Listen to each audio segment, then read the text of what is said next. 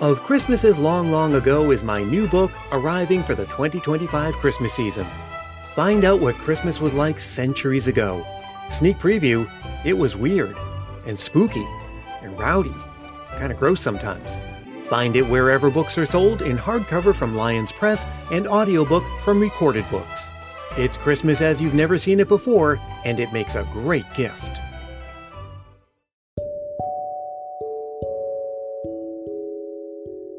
Hey, it's Brian, back with another Ber Months Bonus episode.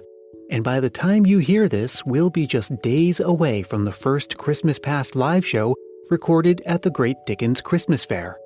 I'll be joined by Tim Babb from Can't Wait for Christmas, and maybe you too, if you're in the area.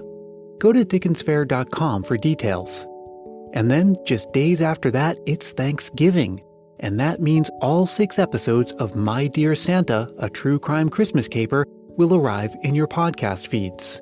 And from there, we're off to the races with more of the stories behind your favorite Christmas traditions and your Christmas memories.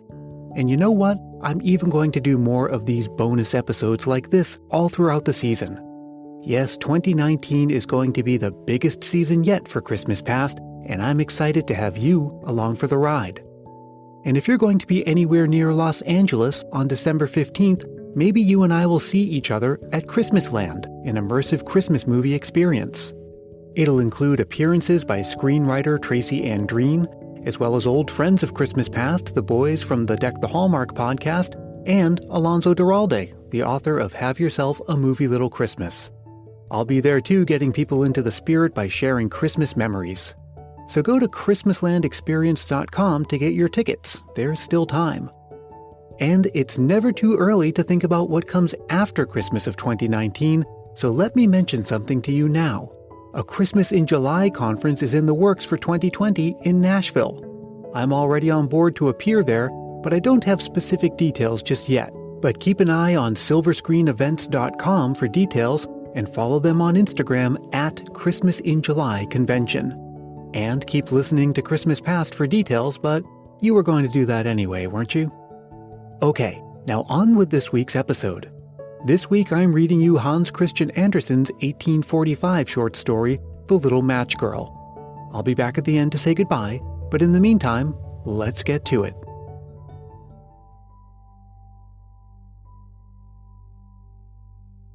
Most terribly cold it was. It snowed and was nearly quite dark, and evening, the last evening of the year. In this cold and darkness there went along the street a poor little girl, bareheaded and with naked feet. When she left home she had slippers on, it was true, but what was the good of that? They were very large slippers, which her mother had worn hitherto, so large they were, and the poor little thing lost them as she scuffled away across the street, because of 2 carriages that rolled by dreadfully fast. One slipper was nowhere to be found, and the other had been laid hold of by an urchin, and off he went with it. He thought it would do capitally for a cradle when he some day or other should have children himself. So the little maiden walked on with her tiny naked feet that were quite red and blue from cold. She carried a quantity of matches in an old apron, and she held a bundle of them in her hand. Nobody bought anything of her the whole livelong day, and no one had given her a single farthing. She crept along trembling with cold and hunger, a very picture of sorrow, the poor little thing. The flakes of snow covered her long fair hair, which fell in beautiful curls around her neck, but of that, of course, she never once now thought. From all the windows the candles were gleaming, and it smelt so deliciously of roast goose. For you know it was New Year's Eve. Yes, of that, she thought. In a corner formed by 2 houses, of which one advanced more than the other, she seated herself down and cowered together. Her little feet she had drawn close up to her, but she grew colder and colder, and to go home she did not venture, for she had not sold any matches and could not bring a farthing of money. From her father she would certainly get blows, and at home it was cold too, for above her she had only the roof, through which the wind whistled, even though the largest cracks were stopped up with straw and rags. Her little hands were almost numbed with cold. Oh, a match might afford her a world of comfort. If she only dared take a single one out of the bundle, draw it against the wall and warm her fingers by it. She drew one out. Whoosh! How it blazed, how it burned. It was a warm, bright flame, like a candle, as she held her hands over it. It was a wonderful light. It seemed really to the little maiden as though she were sitting before a large iron stove, with burnished brass feet and a brass ornament at top. The fire burned with such blessed influence. It warmed so delightfully. The little girl had already stretched out her feet to warm them too, but the small flame went out. The stove vanished, and she had only the remains of the burnt-out match in her hand. She rubbed another against the wall. It burned brightly, and where the light fell on the wall, there the wall became transparent, like a veil, so that she could see into the room. On the table there was spread a snow-white tablecloth. Upon it was a splendid porcelain service, and the roast goose was steaming famously with its stuffing of apple and dried plums. And what was still more capital to behold was the goose hopped down from the dish, reeled about on the floor with the knife and fork in its breast till it came up to the poor little girl, when the match went out and nothing but the thick, cold, damp wall was left behind. She lighted another match. Now she was sitting under the most magnificent Christmas trees. It was still larger and more decorated than the one that she had seen through the glass door in the rich merchant's house. Thousands of lights were burning on the green branches, and gaily colored pictures such as she had seen in shop windows looked down upon her. The little maiden stretched out her hands toward them when the match went out. The lights of the Christmas tree rose higher and higher.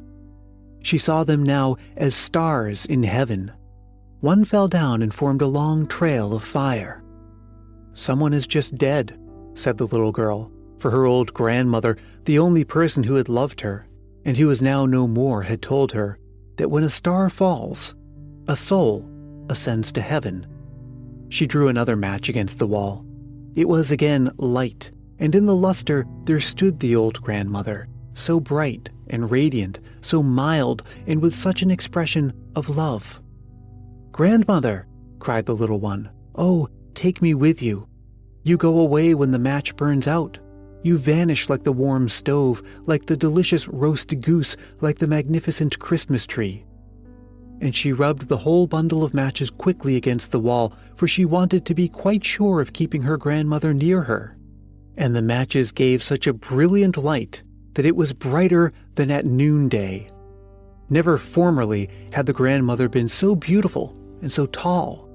She took the little maiden on her arm, and both flew in brightness and in joy so high, so very high, and then above was neither cold, nor hunger, nor anxiety. They were with God. But in the corner, at the cold hour of dawn, sat the poor girl, with rosy cheeks and with a smiling mouth, leaning against the wall, frozen to death, on the last evening of the old year. Stiff and stark sat the child there with her matches, of which one bundle had been burnt.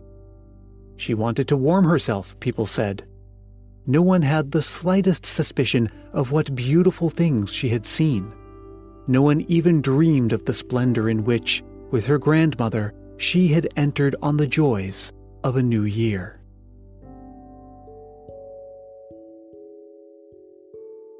Well, I hope you enjoyed listening to that as much as I enjoyed reading it to you. It's a nice reminder that not all Christmas stories are the warm, fuzzy ones we're used to today. Nowadays, a Christmas story is either a romance or a story of a homecoming, but back in the day, Christmas stories could be sad or scary. Later in the season, I'm even doing an entire episode about that Victorian tradition of telling ghost stories at Christmas, and I hope you enjoy that too. And while it's technically not a proper Christmas story because it takes place on New Year's Eve, it's gone on to become associated with the holiday season in general and Christmas in particular. Now, before I let you go, let me remind you that if you like this show, a really quick and simple way that you can show support is to help more people find it. You can tell a friend about it or leave a review on Apple Podcasts. Those reviews make the show more visible when people search for Christmas content there. And if you do that, I'll even send you a sticker to say thanks. You can write me at christmaspastpodcast@gmail.com for details. Or you can get in touch with me on Facebook, Twitter, and Instagram. And if you're not a member of the Facebook group yet, you really should be. We have a lot of fun there all year round, and especially now that the season's picking up. Christmas Past is produced in sunny San Mateo, California by yours truly, Brian Earl. And until we meet again, which will be very soon, may your days be merry and bright.